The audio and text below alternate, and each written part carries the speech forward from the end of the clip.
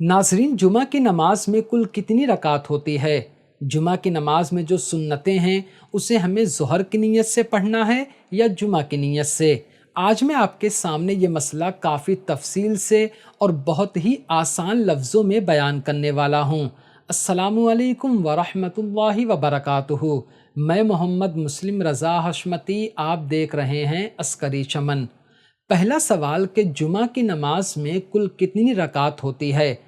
काफ़ी लोगों के जहन में ये बात बैठ चुकी है कि जुमा की नमाज में सिर्फ 2 रकात होती है जो हम इमाम साहब के पीछे पढ़ते हैं।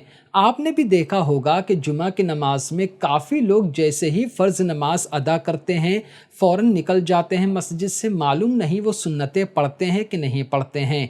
याद रखिएगा, जिस तरह आपको फ़र्ज़ नमाज पढ़ना है, वाजिब नमाज पढ़ना है, बिल्कुल इसी तरह आपको सुन्नत मौक़िदा भी पढ़ना है।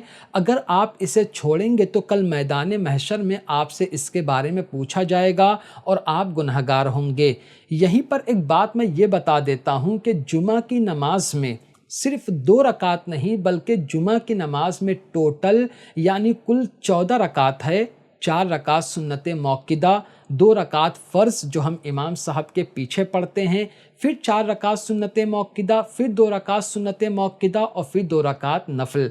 देखो, सुन्नत तो पढ़ना ही पढ़ना है। रही बात नफ़ल की, अगर आपको ज़्यादा सवाब चाहिए, अगर आप चाहते हैं कि आपके नामे आमाल में और ज़्यादा नेकियां लिखी जाएं, तो फिर आप नफ़िल नमाज भी पढ़िए। और अगर आप नफ़िल नमाज को छोड़ देते हैं तो भी आप पर कोई मुआख़ज़ा नहीं होगा। लेकिन जो सुन्नतें हैं जुमा के दिन, जुमा की नमाज में, उसे तो आपको पढ़ना ही पढ़ना है। तो ये बात क्लियर हो गई कि जुमा की नमाज में सिर्फ 2 रकात नहीं बल्कि जुमा की नमाज में टोटल 14 रकात होती है। अब दूसरा सवाल कि जुमा की नमाज में जो सुन्नतें होती हैं उसे हमें ज़ोहर की नीयत से पढ़ना है या जुमा की नीयत से। अगर आपने मेरे पहले सवाल का जवाब बहुत गौर से और ध्यान से सुना है तो आपको कहीं ना कहीं इस जवाब की तरफ भी इशारा मिल गया होगा, लेकिन मैं थोड़ा सा तफसील आपके सामने बयान करता हूँ। सुनिए गौर से। देखिए, जो वक्त ज़ोहर की नमाज का होता है वही वक्त जुमा की नमाज का होता है।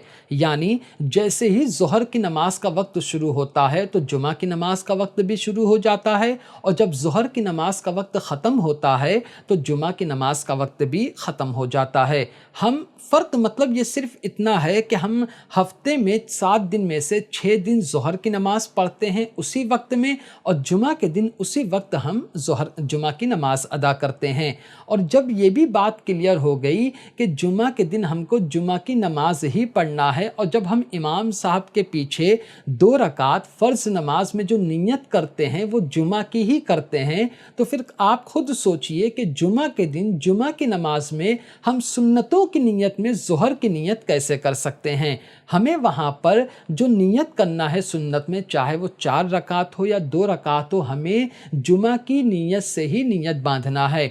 अब अगर कोई शख्स इस तरह नियत करता है कि नियत की मैंने 4 रकात नमाज सुन्नत रसूलुल्लाह की वक्त ज़ोहर, तो ये गलत है, क्योंकि वो जुमा की नमाज पढ़ रहा है, उसने इमाम साहब के पीछे 2 रकात फ़र्ज़ नमाज जुमा की अदा की है, तो जाहिर सी बात है अब उसको सुन्नत भी जुमा की नियत से ही अदा करना है। तो नियत आपको इस तरह करना है, नियत की मैंने 4 रकात सुन्नत रसूलुल्लाह की वक्त जुमा वास्ते अल्लाह ताला के रुख मेरा काबा शरीफ की तरफ, अल्लाहु अकबर।